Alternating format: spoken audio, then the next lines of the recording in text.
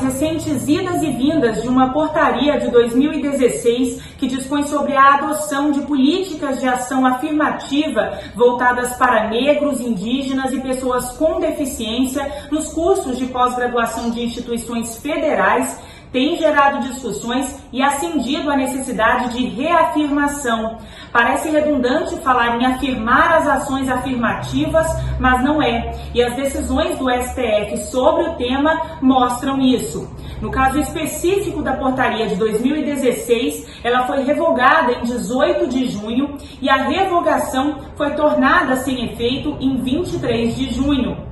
Em termos práticos, a revogação da portaria de 2016 iria dificultar o processo de democratização do acesso à universidade, à pesquisa e ao conhecimento para os segmentos da população historicamente excluídos da pós-graduação, afirmou em nota a Associação Nacional de Pós-Graduandos. A entidade, ainda no documento, pediu às universidades que, no gozo de sua autonomia, continuassem o processo de implementação das ações afirmativas. A Universidade Federal de Goiás, por exemplo, tem desde 2016 ações afirmativas no âmbito da pós-graduação.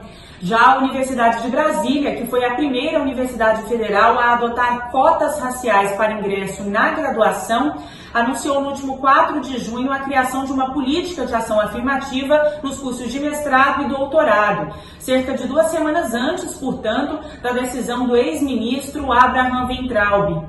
De acordo com a antropóloga Luciana de Oliveira Dias, coordenadora do programa de pós-graduação em antropologia social da UFG, ações afirmativas isoladas não promovem justiça socio-racial. Por isso, mais do que dar conta da inserção, elas precisam abranger a permanência dos sujeitos. Vamos pensar, por exemplo, o caso da universidade.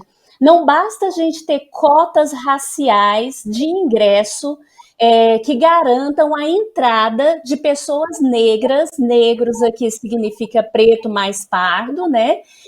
Na universidade. Porque essa pessoa que entrou na universidade via políticas de ações afirmativas experimenta um racismo estrutural extremamente violento e institucional, consolidado a partir de séculos, né, de história nesse país, e somente a garantia de ingresso não vai assegurar o acesso ao bem completo desse sujeito. Então, além do acesso, é fundamental que se garanta, depois de garantida a entrada na universidade, a permanência desse sujeito, com outras políticas públicas que vão assegurar a sua permanência naquele lugar. Então, nesse sentido, a aplicação das cotas raciais, ela deve ter múltiplas dimensões, ela deve estar em várias áreas, né, de atuação. É exatamente, portanto, neste contexto de permanência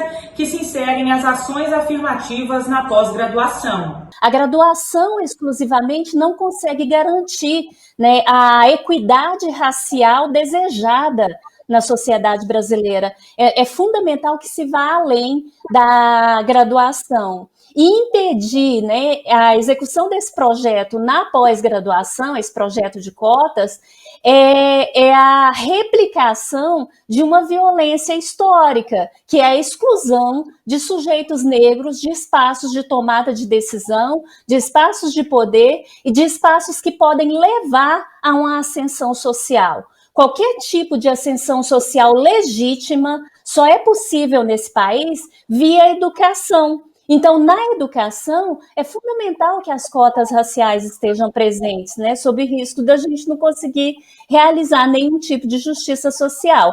A revogação é uma vitória, é um ganho, mas é muito importante a gente estar atento, porque a gente sabe que tem determinados segmentos da sociedade brasileira que nunca têm os seus direitos plenamente assegurados. E diante de qualquer instabilidade, a mínima instabilidade, são esses sujeitos que vão pagar o preço e são os seus direitos que vão ser retirados. Em termos legais, as cotas no ensino superior brasileiro foram instituídas em 2012, mas de acordo com o professor Pedro Barbosa, da Universidade Federal de Jataí, enquanto destinação exclusiva, reserva de algo, as cotas no Brasil são muito anteriores a isso. Quando é que o Estado brasileiro começou a promover cotas?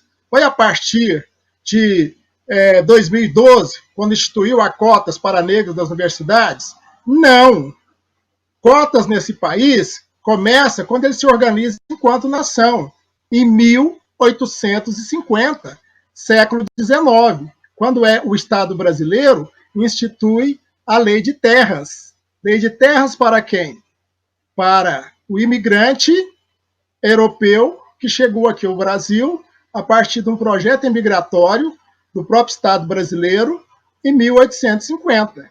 Então, a partir da instituição de Lei de Terras, nós temos o quê? O prelúdio das cotas raciais nesse país. Por quê? Porque em 1850, os imigrantes europeus não tinham fenótipo negro e nem pardo. Então, significa que os africanos escravizados e seus descendentes, e mais os nativos indígenas, não conseguiram titulação de nenhum metro quadrado de terra. Então, eles não foram beneficiados com a inclusão enquanto pessoas, enquanto indivíduos, enquanto pessoas dotadas de direitos e equidade em relação à cidadania. Então, as cotas já existiam do ponto de vista negativo, não do ponto de vista positivo.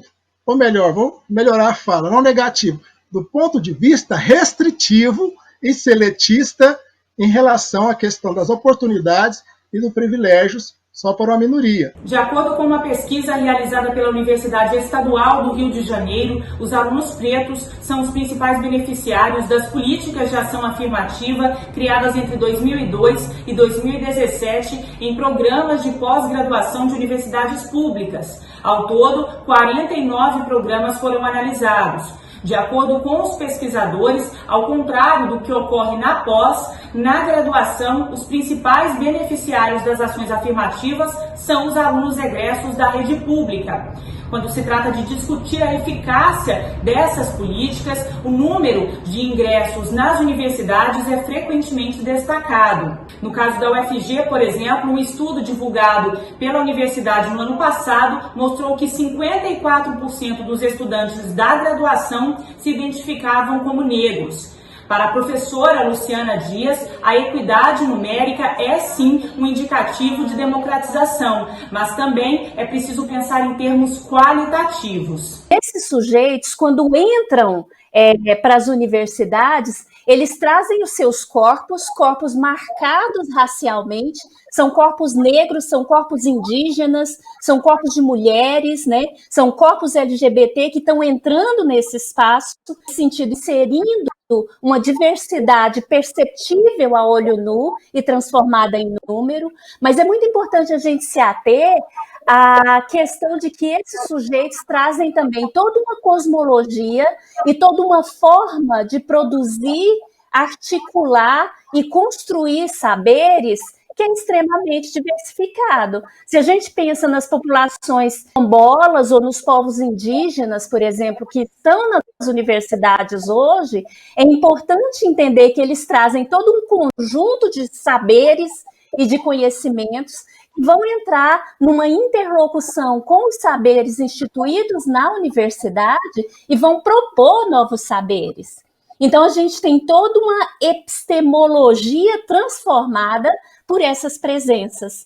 Então, uma forma de avaliar a entrada desses sujeitos nos espaços onde as políticas de ações afirmativas foram consolidadas é verificar em que medida os conhecimentos e os saberes estão vivos, estão vibrantes, estão em comunicação. Em que medida está sendo quebrado o clássico, o tradicional e muitas vezes o eurocêntrico e o opressor a partir da entrada desses indivíduos que não entram somente com os seus corpos, mas entram, sobretudo, com um conjunto de saberes e de conhecimentos altamente plural e diversificado. Isso é muito saudável. As cotas compõem uma das modalidades possíveis de ação afirmativa, mas há também as vagas adicionais e os processos seletivos separados.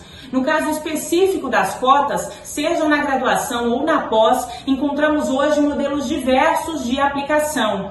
Há desde a reserva de vagas para estudantes de escolas públicas, com um recorte de renda e um percentual destinado a pretos, pardos, indígenas e pessoas com deficiência, até o modelo de cotas irrestritas para negros, que independem da renda ou origem escolar. No caso das cotas raciais, a comprovação é feita por meio da autodeclaração e também da heteroidentificação, quando uma comissão considera as características físicas, ou seja, o fenótipo dos candidatos. Uma das características dos projetos de cotas aplicados em todo o Brasil é que eles são extremamente múltiplos, né? É muito difícil você encontrar um modelo que seja igual ao outro em termos de instituições. Elas são autônomas para proporem os seus próprios modelos, né? Na UNB a gente tem uma entrada que é exclusiva, né, racialmente exclusiva, mas na UFG a gente também tem, né? A gente tem esse encontro, né, entre baixa renda e pertencimento étnico-racial, mas a gente também tem algum momento em que a entrada se dá pelo viés racial, né? São os chamados PPIs na UFG. Eu acho que não tem um modelo melhor do que o outro.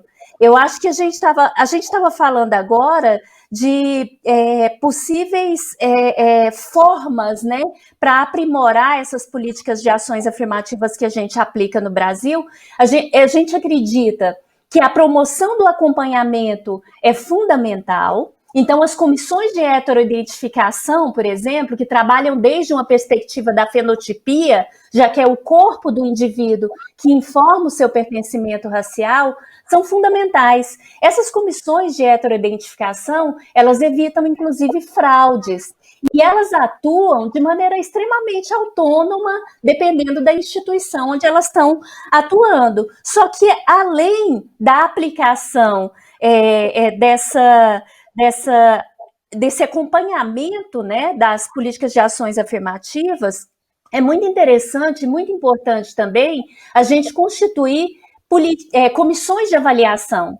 As comissões de avaliação das políticas de ações afirmativas são fundamentais.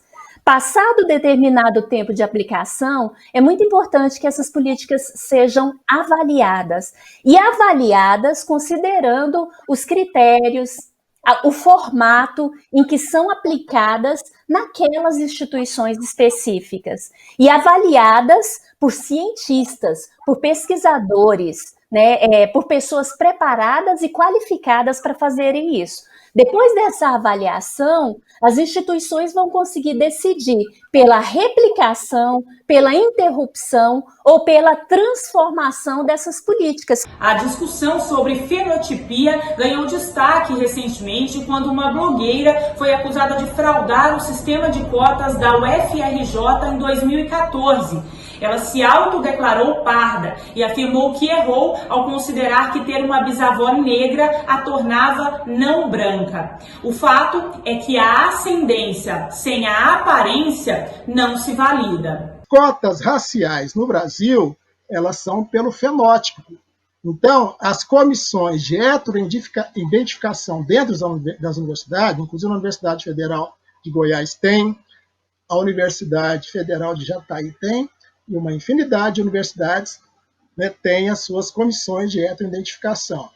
E a avaliação do postulante a cotas é por fenótipo, ou seja, as orientações científicas de heteroidentificação que é passado para a banca fazer o recorte.